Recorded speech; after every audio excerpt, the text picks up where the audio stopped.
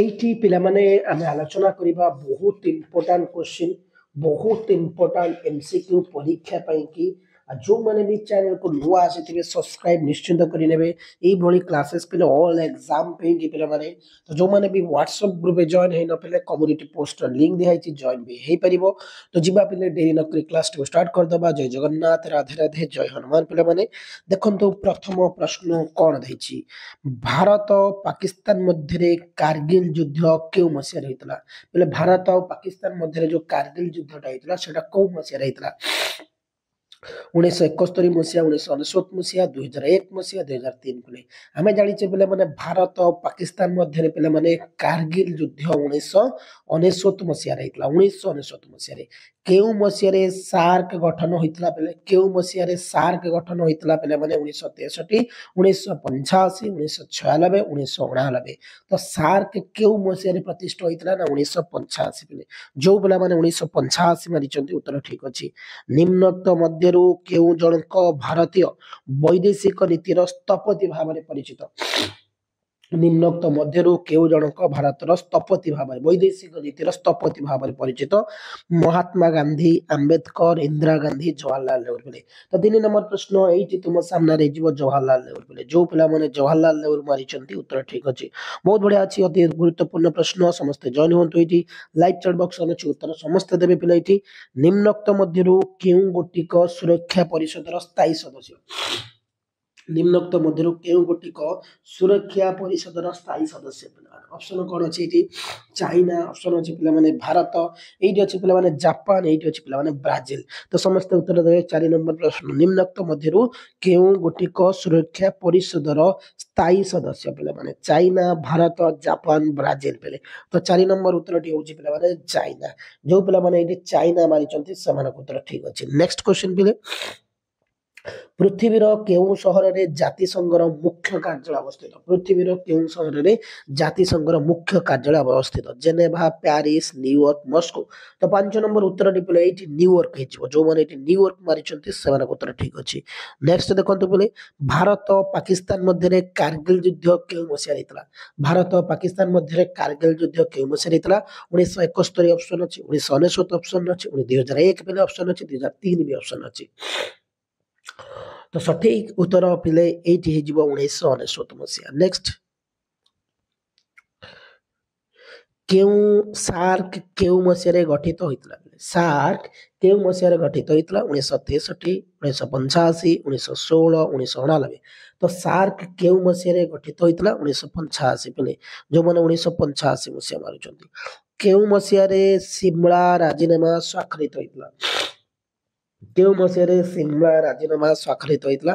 1972 1975 1999 1983 କେଉଁ ମସିହାରେ ସିମଳା ରାଜିନାମା ସ୍ୱାକ୍ଷରିତ ହୋଇଥିଲା 1972 ମସିହା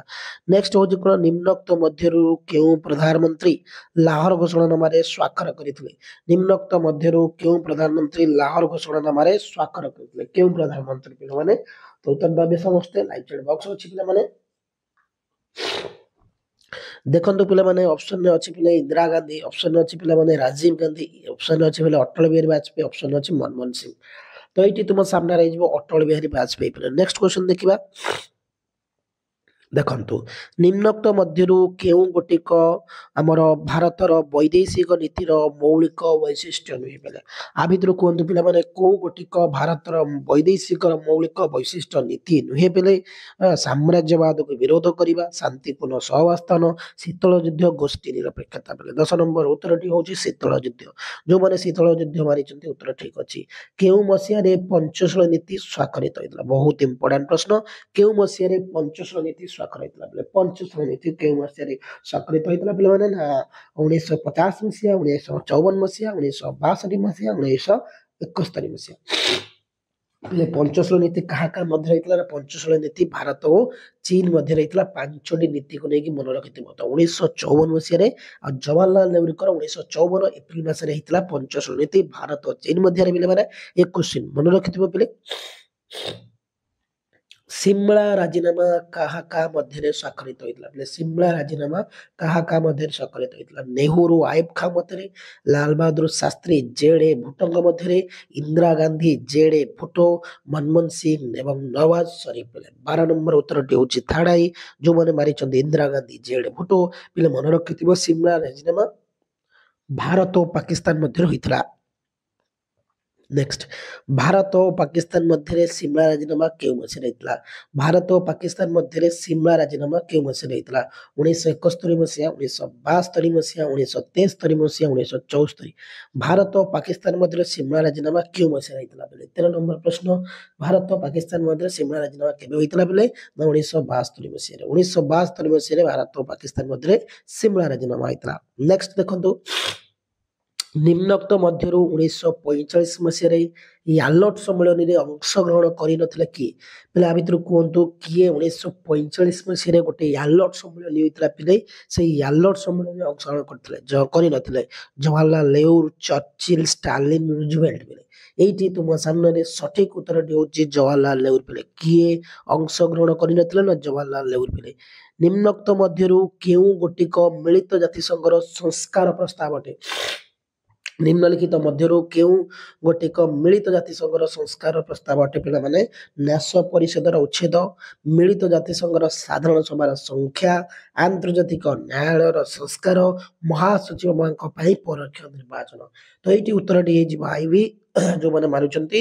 ମହାସଚିବଙ୍କ ପାଇଁ ପରୋକ୍ଷ ନିର୍ବାଚନ ବିଶ୍ୱ ବ୍ୟାଙ୍କ କେଉଁ ମସିହାରେ ଗଠିତ ହୋଇଥିଲେ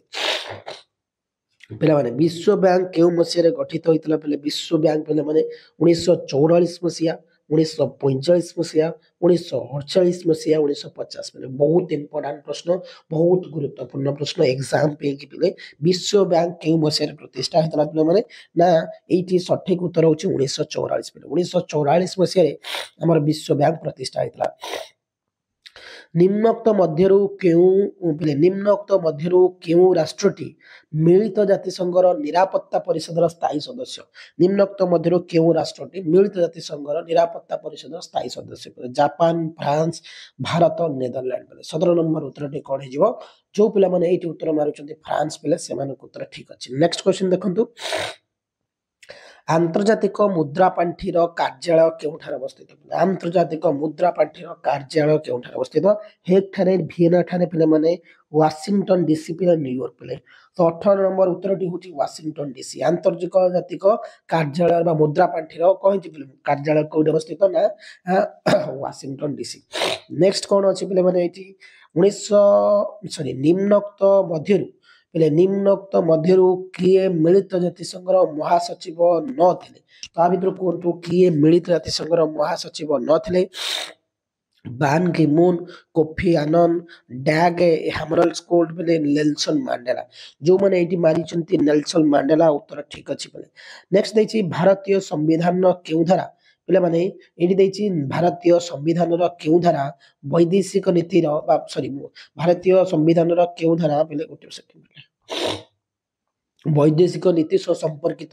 ଭାରତୀୟ ସମ୍ବିଧାନ କେଉଁ ଧାରା ବୈଦେଶିକ ନୀତି ସହିତ ସମ୍ପର୍କିତ ପିଲେ ନା ଧାରା 39 ଧାରା 45 ଧାରା 51 ଧାରା 59 ପିଲେ ଆନ୍ସରଟି ହେଉଛି ଧାରା 51 ମସିହା ତ ଏଇଠି ପିଲାମାନେ 20ଟି most important most expected question political ସାଇନ୍ସର ସରିଲା ତ ଯିବା ଆପରେ ଆଉ କ୍ଲାସ କରିବା ସମସ୍ତେ ଜଏନ୍ ହେବେ ଥ୍ୟାଙ୍କ ୟୁ ଧନ୍ୟବାଦ ଜୟ ହିନ୍ଦ ପିଲାମାନେ ଚ୍ୟାନେଲକୁ ନୂଆ ଆସିଲେ ସବସ୍କ୍ରାଇବ ନିଶ୍ଚିତ କରିନେବେ।